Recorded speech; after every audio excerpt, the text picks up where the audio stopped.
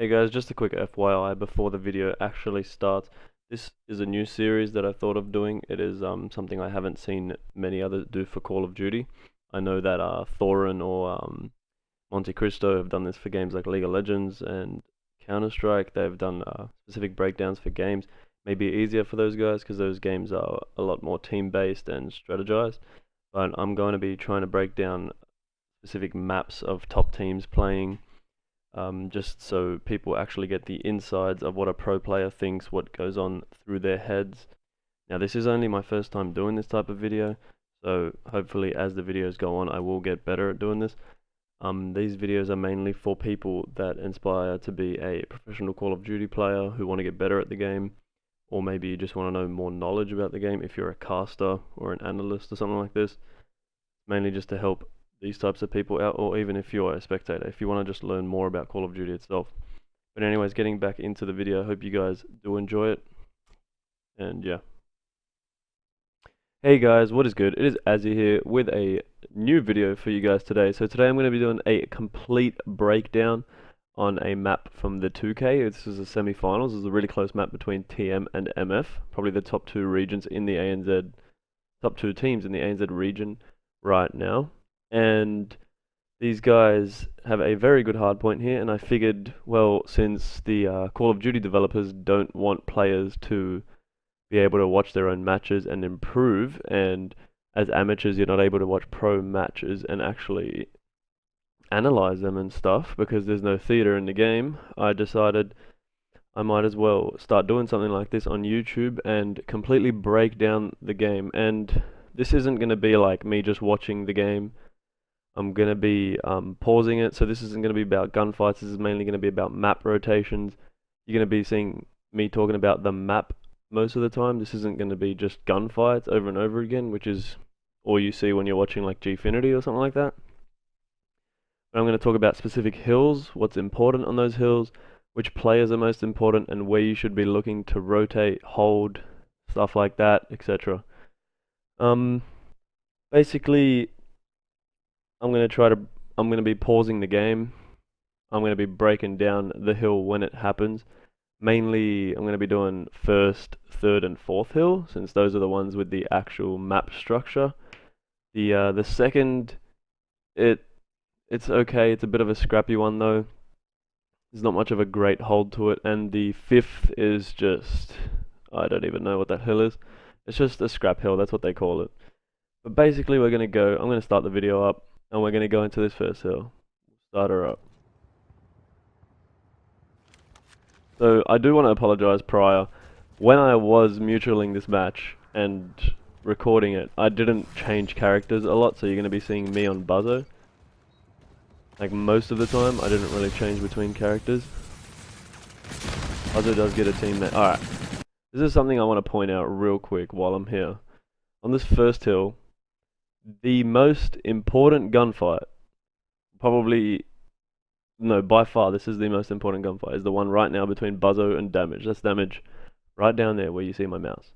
Now Damage is, you'll think he's playing it really scared, like he doesn't want to fight him. You'll be like, oh, Damage, why are you too scared to fight him? But if Damage dies there, MF gets 30 seconds straight away on this hill. And let me explain to you why. From Damage's side, where he spawns, that, in my opinion, is the disadvantaged side. These people, where Buzzo is, he gets there much quicker, so he gets to aim down sights before Damage even gets there. He has a choice to prone on the grass over there, which is a really easy gunfight, or get on this head glitch before Damage even peeks out. And that's why you see Damage playing really slow. It's very smart by him. And I'll play this out. Gunfight's go on, MF get all the early kills, but Damage manages to kill Buzzo there. And he doesn't get overzealous. If you look at the map, Damage continues to hold that spot because he knows they haven't got multiple kills. They've only got one on Buzzo. The rest of MF is still up. So they're just contesting the hill. This guy's contesting. Damage is still holding that spot.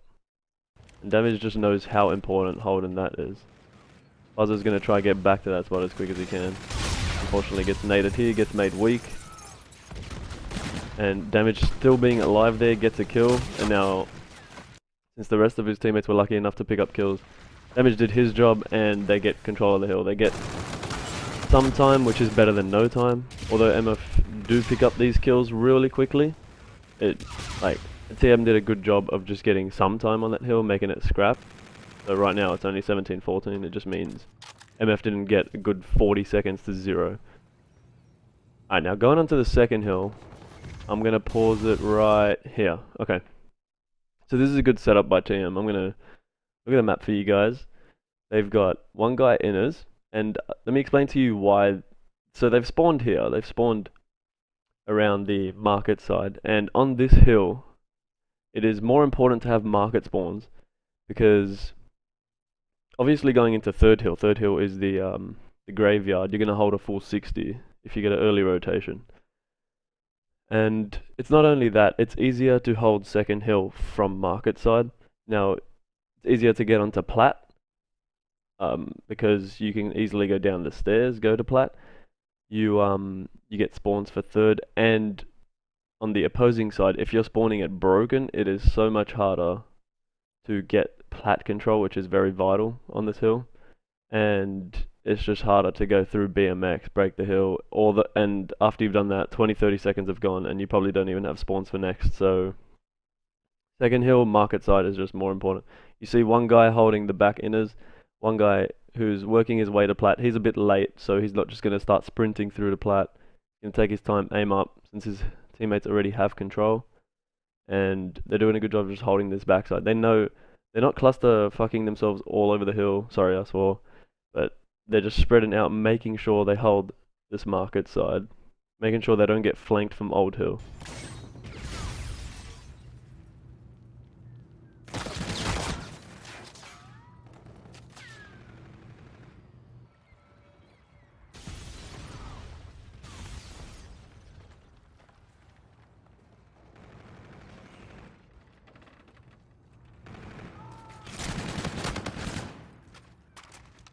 Other gets a nice 2-piece here, clears the hill for his team.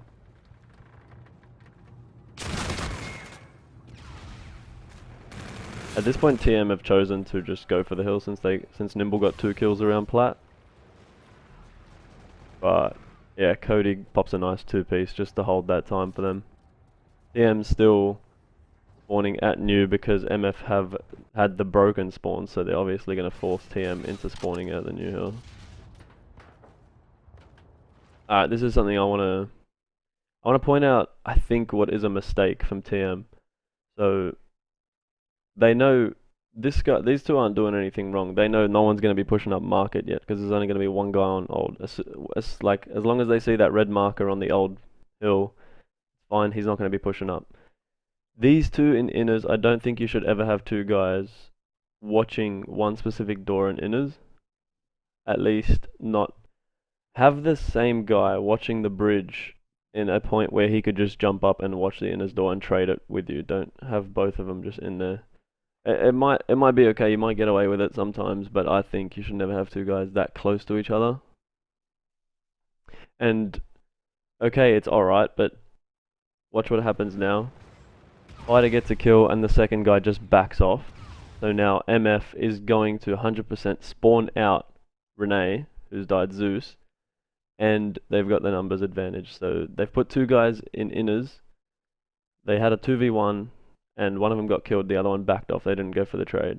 No, that guy's playing for his life. MF gets this break. They do a nice job. They double that guy inners. They kill the guy who's watching bedroom and easily just kill the guy on hill. That was like the easiest break of their lives. And I just think it was from the 2 guys who went inners who just got killed and didn't trade it out, and MF just trading really well, having a really good break. These guys have been together for ages, so they know what to do with each other. Really good comms. They were pushing out the right lanes at the same time, and Buzzo blocked the market spawns from going up the hill from old. He went up those stairs and he forced everyone on TM to just spawn on the opposite side of the map.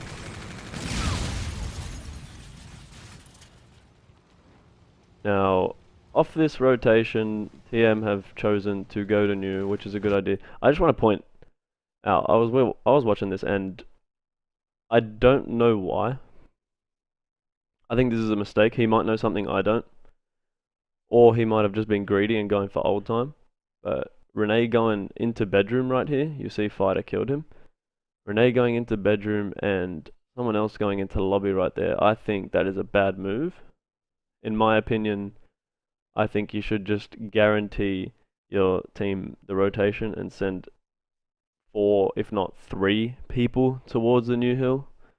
Because you guys going back, say you get killed like you do, and one of MF's members have already pushed up the bridge, he has a chance of now, or maybe even 2 members, they have a chance of now 2v2ing, as opposed to it being a 4v2 on you, when all of you guys went, or a 3v2. So I don't know, maybe he knows something I don't, or maybe he was just getting greedy, but to me it just looks like he was just going for stupid kills, and I think definitely Zeus should have just rotated in that situation.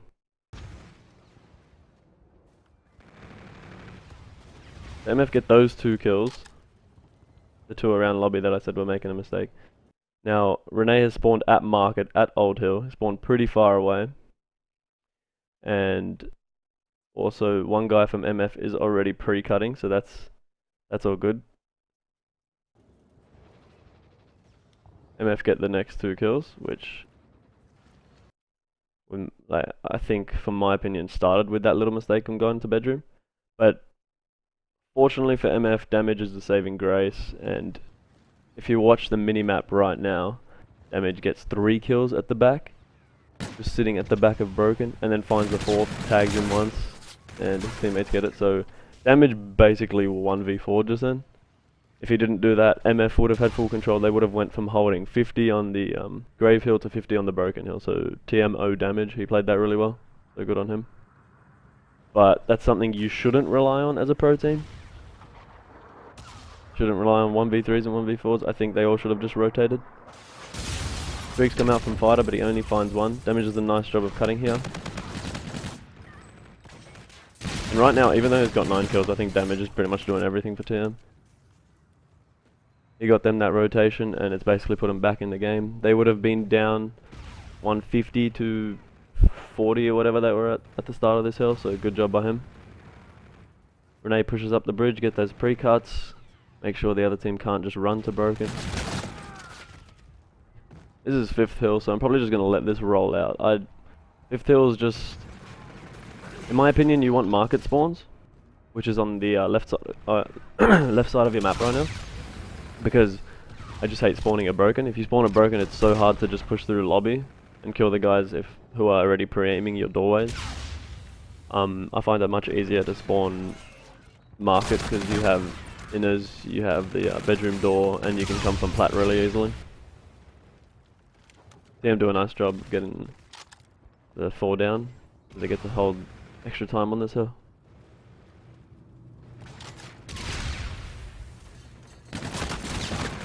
See that gunfight, it's so hard for Fighter, although he kills damage there. That gunfight is just really hard coming into that doorway.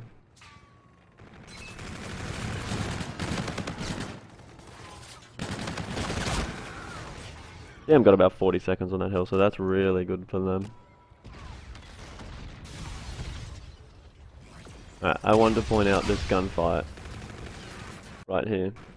So, Excite is this green character right here, where my mouse is. He is the most important guy right now. His 2 teammates are going to be focusing on the flank just to kill this one guy so their team can spawn close. But if Damage doesn't make this kill right here, so you'll see. Damage doesn't make that kill, Cody continues to spawn, like, he just spawns his team close. You see MF spawning 2nd hill right now. And this is what Damage gets to do after he makes that kill. So he turns around because his teammates call, oh, they're spawning behind you. He manages to get that kill, and now you can just toy around in this area. It's such a powerful area. You can just move around from wall to wall, get those easy spawn kills. Like no one can just pre-aim one way because you can just come from the other, and it just lets his team hold really easily. Doing a good job of just staying alive on this side as well while his teammates catch up.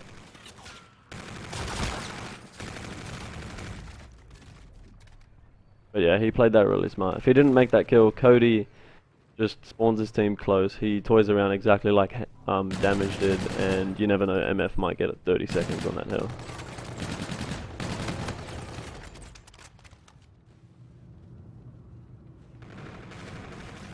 Rotating onto second, MF get an early 2-piece, and they're the ones holding broken side this time, so it's the opposite of what TM were doing.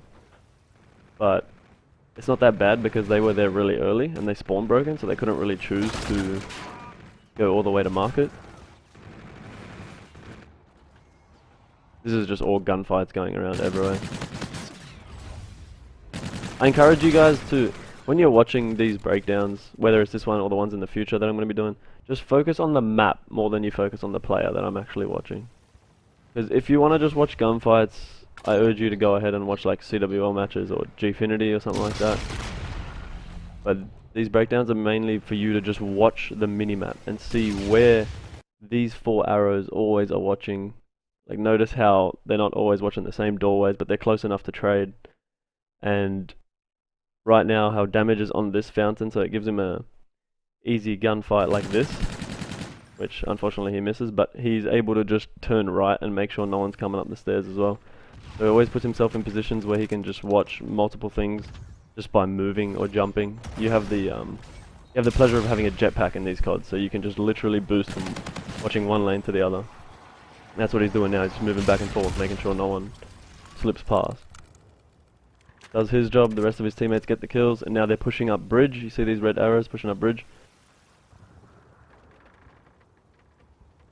One of them picks up the inners, and they know MF's definitely going to be pushing from that side. My screen is freezing right now.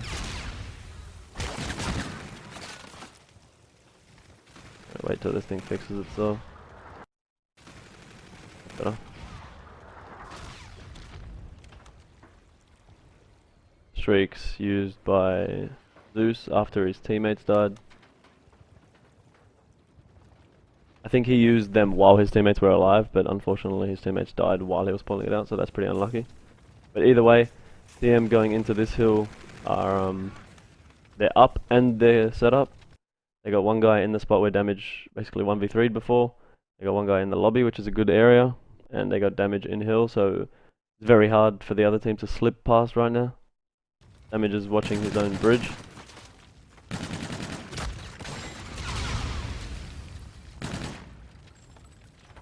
This guy Bus unfortunately slips past behind the bus where Damage can't see him, and he kills Renee, who's watching the scaffold.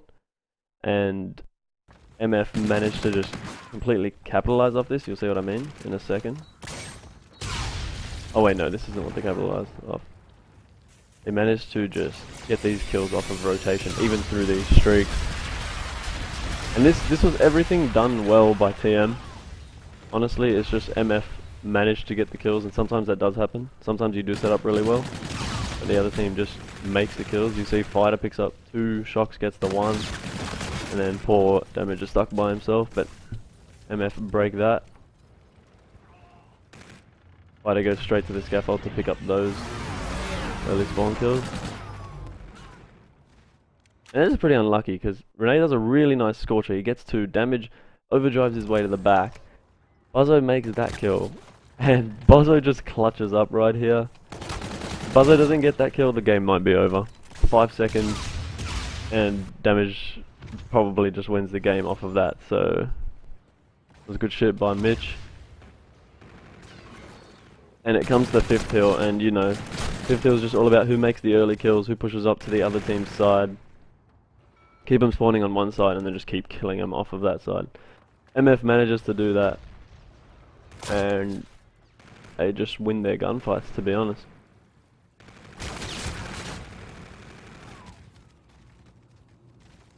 One thing about Call of Duty is that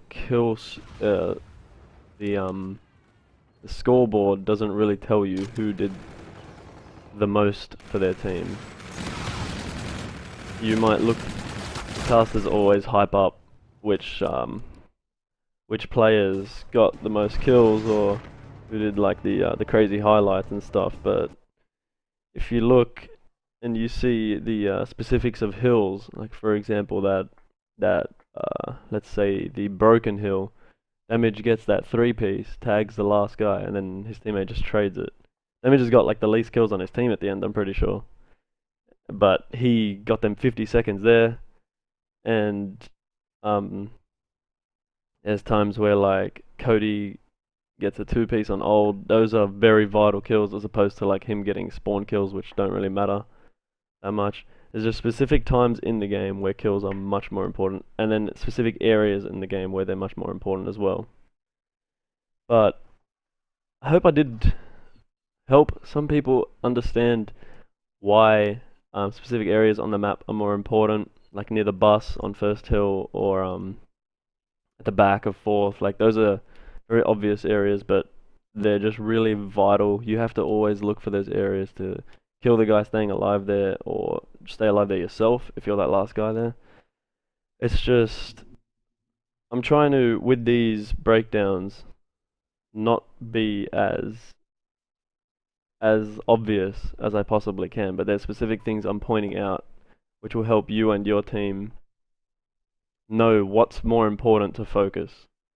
Whereas I see a lot of teams these days, like I watched that CGP qual, and I know we lost, but I obviously I have watched some other teams, and most of it is just run and gun. These guys are like, it's just like, I feel like it's just a headless game. These guys are running and they're shooting and they're just trying to kill everything that pops up on their screens, whereas that might work every once in a while, but it's all about consistency. And if you want to be as consistent as the pro teams, you notice why they're coming first in like every tournament they play.